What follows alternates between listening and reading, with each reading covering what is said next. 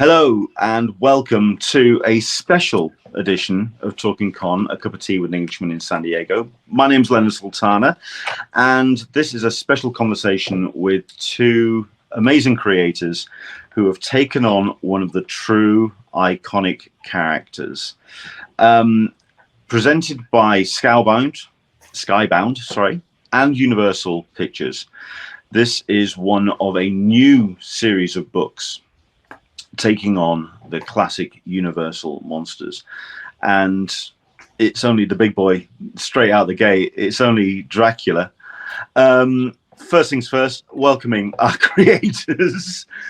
We have ourselves writer James Tynion Forth. Hello, James. Hello, sir. Hey, how's it going? And we have artist extraordinaire Martin Simmonds. How are you?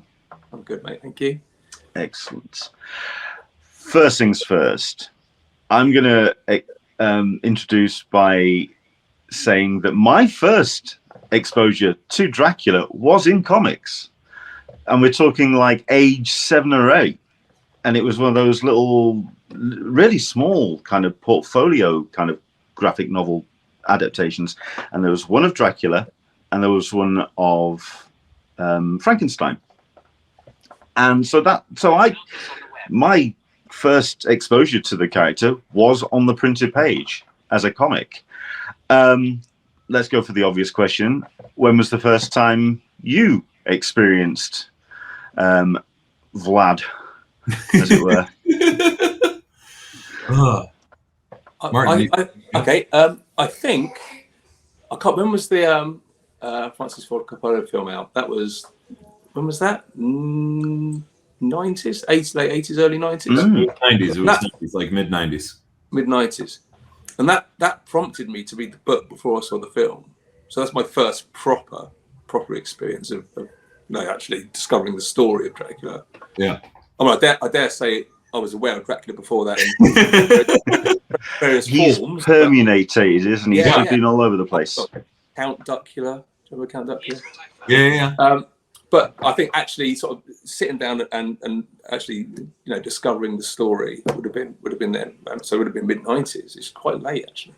Yeah, indeed. No, I think for me it would have been the Mel Brooks, Leslie Nielsen, Dracula Dead and Loving It. But I actually I wrote in there's a little essay at the end of the first issue, and it's just like I clearly already knew a lot about Dracula before I saw that movie, but that is definitely the first adaptation that I saw. But whether it's through cartoons or little things that would play on the story of Dracula, I knew all of the big pieces long before I actually saw it.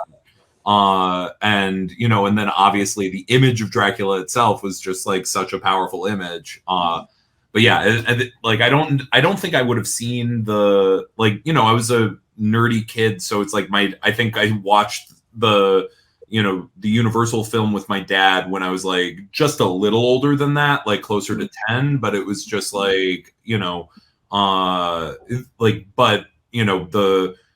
Leslie Nielsen was my first Dracula. Nice. There we go. I was fully expecting one or two of you. I was waiting for one of you to turn around and say Sesame Street. Oh yeah. I was generally going to say The Count. Yeah. Well, there you go. You see, that's what I mean. It's so embedded in popular culture that you can't avoid being having this sort of crossing paths with Dracula in some form or another. Definitely. So we're talking about a Universal Studios or Universal Pictures presentation on the comic that you've done. What was the first? I mean, you've talked, James, about seeing it with your dad. Martin, I'm guessing you've seen it since the Bela Lugosi iteration of Dracula. What was your take on the character when you saw that?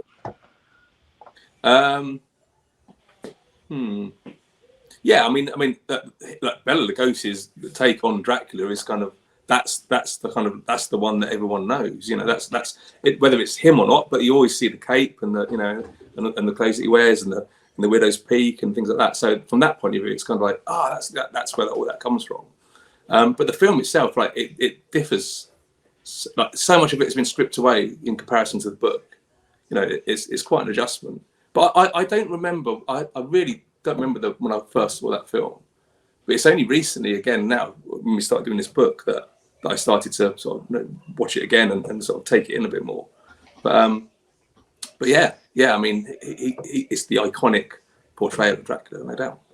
Yeah. So when it comes to this presentation, then, I mean, I'm really curious how it came together. I mean, Universal Pictures going, we would like to get our character on the printed page, Skybound stepping into the whole project. I mean, how did it all come about? I mean, I think some of that would be Skybound questions like beyond us, but it is just like, I remember it would have been 2 San Diegos ago now.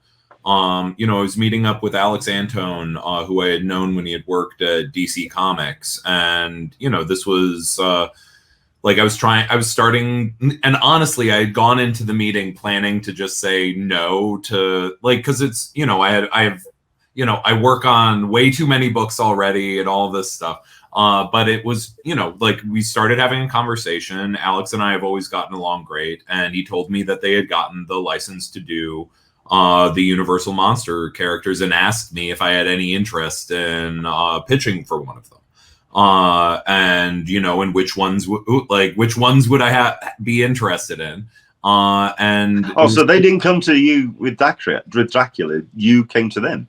Yeah, exactly. So it's just like, and honestly, it was like by the end of that day, because I don't think Martin was at that San Diego, but it was just like, I think I had texted Martin like just after that, because I knew we were about to hit a natural break point with Department of Truth. It was happening around the same time that, you know, I was doing a lot of work on the TV adaptation of Department of Truth, which is still rolling. And it's just like, you know, and it was one of those things where it's just like, okay, like what if we took a little break from Department of Truth and we did something fun together? And then I asked, it's just like, do you have any feelings about Dracula? And it was just, part of it was just, you know, like, I think it's part of it is the Department of Truth of it all. Like, you know, white, red, and black is a color palette that I associate with Martin. And so it was just the, like, okay, I can feel this in my head of like what we could do together. And the second I knew Martin was interested, I was like, Alex, like, I would love to do me and Martin on Dracula. Can we make that happen? And thankfully Alex was like, hell yeah, we can make that happen. I mean, Nice. and just the idea of doing like an out and out horror was just it was too exciting to pass up, to be honest, from my point of view. You know, and with James again, you know. Well, with Martin, then it's Universal Pictures coming with the project, and or it's their characters, and obviously we've talked about Bela Lugosi being that iconic character. What was the pressure then for yourself to come up with a new visual iteration of Dracula? Were you then thinking, I'm going to take the same visual iconography and filter it through your own unique lens, or did you just go, right, I've got a fresh page, this is my take on Dracula? Probably both. I mean, it still needs to feel like the film in some kind of way. You know, I mean, we can't use Bela Lugosi's likeness for a start, which was probably an advantage, to be honest with you. We could do something like that. But obviously, everything else about the film, like, you know, the sets, so the surroundings, the castle, the clothes, all those kind of things, that all still ties in with the film. But obviously, we've taken it somewhere further along than that film now. But it still needs to be rooted in that. So it still needs to have that feel, that film. But, you know, we have one advantage, particularly over the film, and that is that we can use colour. And that's a big part of this book. Certainly the imagery. You know, that's a great way of showing all the kind of, you know, the supernatural powers and sort of Dracula's influence over people or whatever. Oh, there's some splash pages and a half in this thing. Yeah, it is. Thanks. Yeah. some of them gave me a bit of a headache, but you know. But yeah, I mean I would say that's the biggest advantage we have, is that we can start introducing colour into this, which is quite exciting. Yeah. Well, I think I was struck by reading the first episode or first issue. James, I'm going to lead this to you, because you watch the film, and even back when it came out back in the day, it felt like a contemporary film when it came out. This feels, while it is a period piece, it feels contemporary in the way that the characterization is put forward, especially the relationship between Lucy and Mina. Yeah. There's that real kind of like gossipy, kind of like girls sort of conspiratorially chatting and talking very naughty to each other. At which point, I'm just wondering what your take on pitching the story in a kind of period timeline. Where were you writing it? Were you writing it as a period piece, or were you writing it 2023?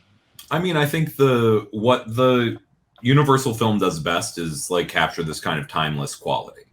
And to capture the same timeless quality in 2023, like it does kind of like it unhinges it from time. It's just like, it's, visually we're rooted in the Edwardian age in the same way the film is. We are trying to, like the characterizations we want to keep in line with the film, but it's just like, honestly, in terms of the dialogue, it's just like I wanted to in order to like actually get into the flow of the dialogue, I had to find a way in that felt like a natural flow of how I write people talking. And it's just like, and so it's, it's always in the dialogue that I find my pacing, and I find, I think the things that make it essentially like, a kind of comic that I do. And it's just like, this is, that element really, yeah. It's like, honestly, it's one of those things where in coming to like the central vibe, a lot of it came fairly naturally. And I think part of it is because like Martin and I have been working together for years now. So there is this like, once I found the flow, and once the two of us had kind of gravitated towards the like, both the imagery and the themes that each of us like were clearly most interested in, and especially the both of us like, without discussing it in advance, both of us clearly having a fixation on Renfield as a figure. You could tell. Like, brought out the best in both of us, and I think makes this feel as contemporary a work as anything we do together. Well, that's what I find interesting about, I mean, I've only read issue 1, and I do like the fact that Renfield is our way in to the story, and he's the one that kind of like pebble that drops, and the ripples are starting to go out, and you can just feel the tension ramping up and where it's going to go in future issues. It does have some pretty brutal splash pages here in issue 1. How far and how much fun have you had going through into future issues to really letting the Crimson run? It's very expensive buying all this red paint. But no, I mean, yeah. Oh no, we've had loads of fun. I mean, there's splash pages throughout the whole thing. There's like it's a title page, isn't it? It's title splash we have in each issue, which is just like always fun to do stuff with. But yeah, there's plenty of opportunities to experiment, and especially working traditionally, there's so many things you can play around with and collage and throw things at. There's so many opportunities for that in this book that it's a lot of fun. Yeah, there's plenty of freaky stuff to see. And James, I mean, with the story of the original Universal Pictures, it was all tension. How far have you gone in really kind of letting fly? I mean, hopefully pretty far, and you'll find out soon. Really looking forward to it. Issue 1, is it out yet? It's imminent, I believe. Wednesday the 25th, I think. Yeah, sorry. Very, very soon, and just in time for the season. Excellent stuff. James, Martin, all the best. I know it's going to do well because when you two come together, it's just magic on the page. So looking forward to seeing more Department of Truth down the line as well. Yeah. But when it comes to Universal Pictures and Universal Monsters, Dracula, all the very best. All right. Thanks, mate. Thank you so much. See you in a couple Thank weeks. Bye.